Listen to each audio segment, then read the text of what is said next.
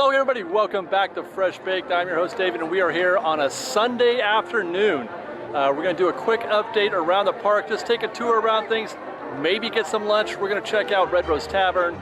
We're going to see how the wait times are doing. We're going to see how the crowds feel around the park and see what other updates we might be able to find. All that coming up next on Fresh Baked.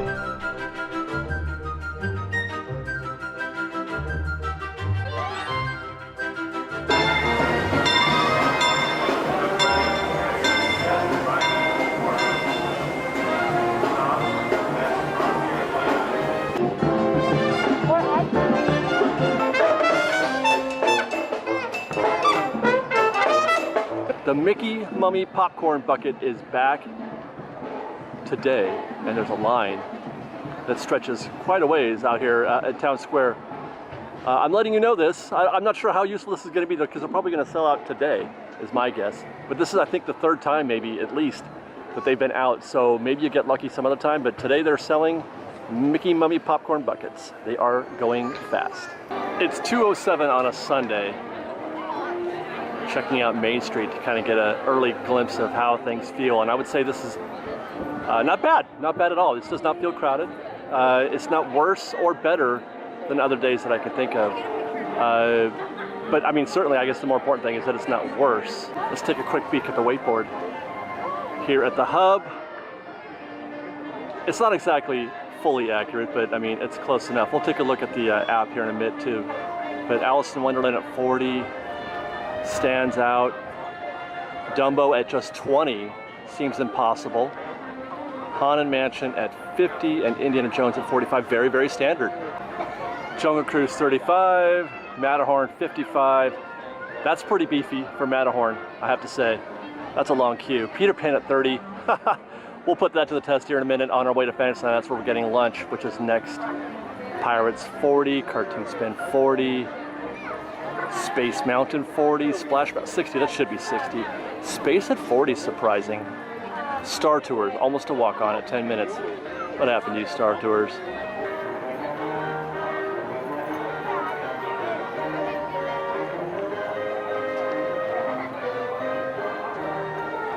This feels light.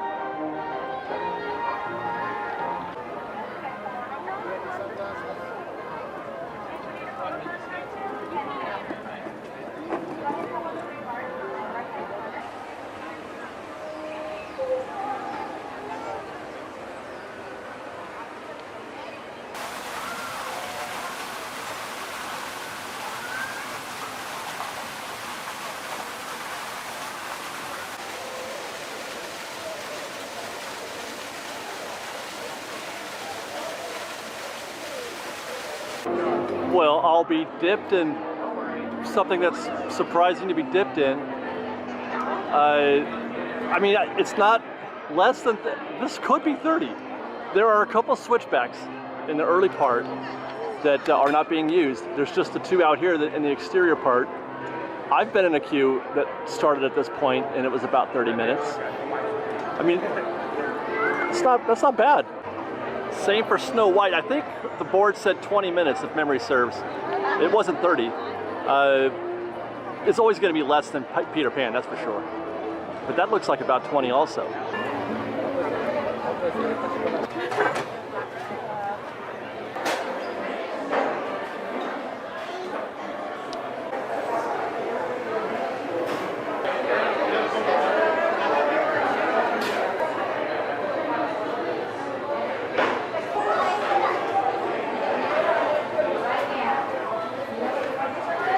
So yes, lunch today will be at the Red Rose Tavern. I'm getting a little wild today. I'm getting a little crazy. I'm trying to be creative. I'm getting a cheeseburger from the Red Rose Tavern. I don't normally get cheeseburgers. It's actually kind of true in the sense that I'm getting wild because normally I try new things, but instead I'm trying something normal and not new. So while eating, let's take a quick look at the wait times right now. We looked at the board, but like I said before, that's not the most accurate thing in the world. Actually, let's filter this for Disneyland only.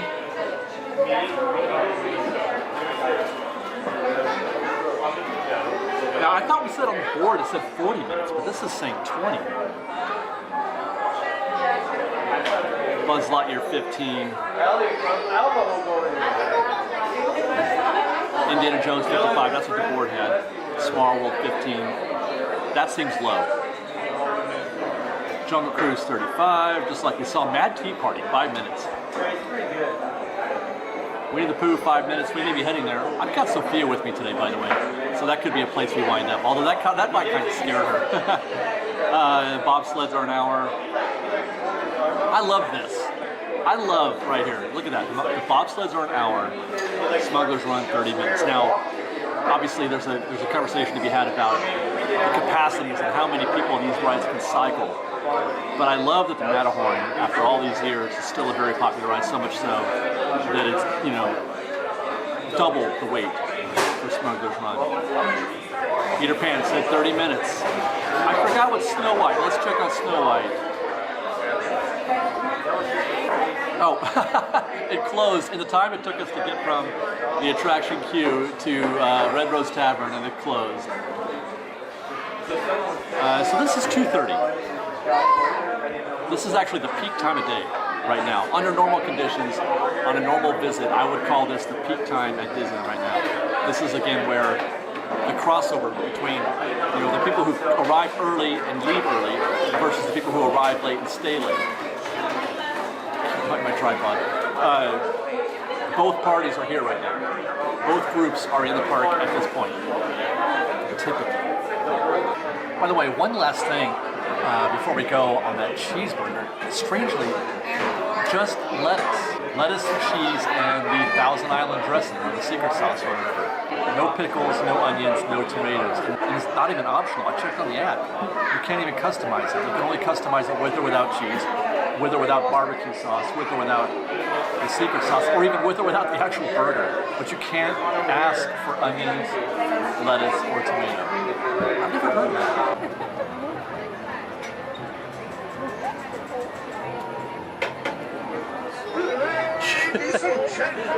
Are you excited? The goal was trying to find a ride that both me and little Sophia could enjoy. That also didn't require us to stand in a long line, because she doesn't do lines very well yet. Casey Jr. All right.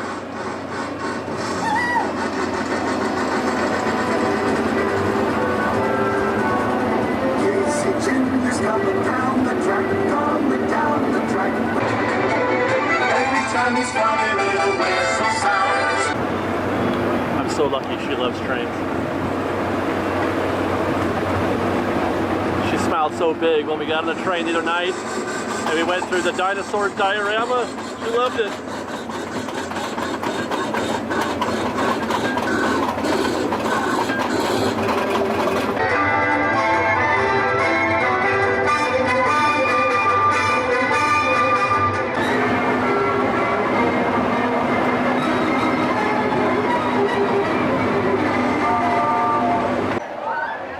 We stopped by the Manor Horn to confirm that the posted wait time out front is 55 minutes. Let's see what a 55-minute queue looks like here at the Manor Horn. That's 2 switchbacks. How is it going all the way to the back side of the Manor Horn? I don't know. Boy, yep. I could just now see the end. It doesn't quite get all the way to the back. My goodness.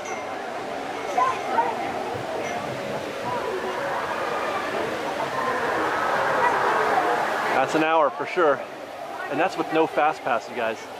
Manor Horn is so popular that people are willing to wait an hour to ride. Now, I said no fast pass.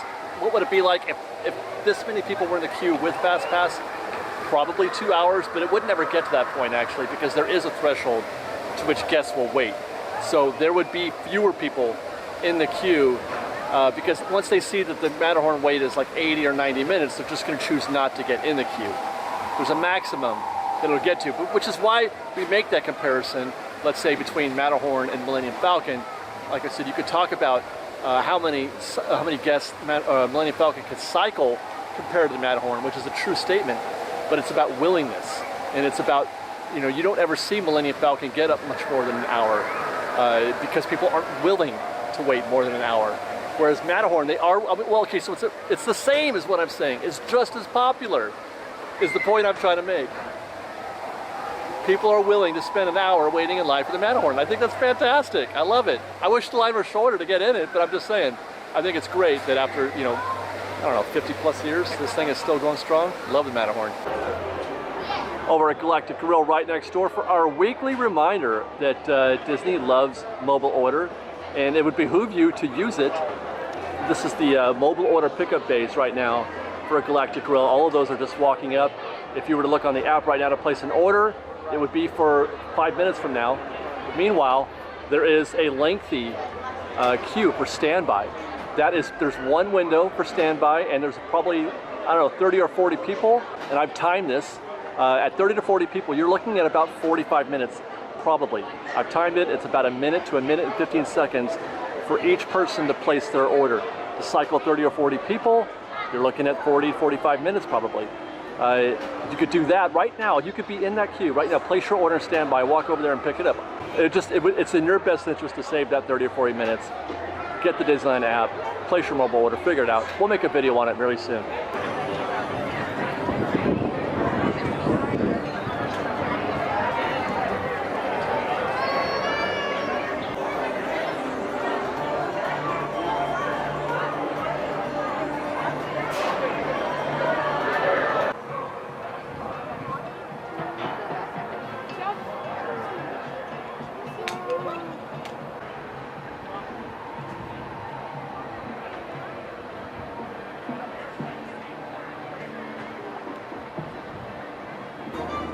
You know, one thing that I neglected to observe last week, we talked about how the parks were feeling super, super busy, busier than I've ever seen it since the parks reopened. But going today, it caused me to remember I had been reminded that part of the reason why the parks were so crowded last week was that it was the end of September, and that is the end period for the California 3-day or the 3-ticket package. California residents could buy 3 tickets at a discounted rate. I bought a set, about 2 sets actually. As a matter of fact, that Monday that I went was me using the last day of that 3-day ticket. And so a lot of people were trying to cash in whatever days they had left. A lot of people, a lot of annual pass holders had bought a bunch of those, as that was the cheapest way to get into the park. So, and they knew they were going to go a lot, so they bought more than one. They bought 6 tickets, 9 tickets, who knows. But then APs come out, they start using their APs, and they got to use up those dates.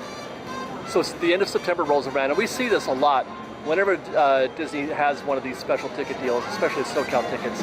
It happens in they've done this in years past, and whenever that period comes up to end, you always see a little rush of guests. So that's why we're feeling, I think, a little bit less crowded today than last week. It was because of all the influx of people trying to use up their 3-day tickets.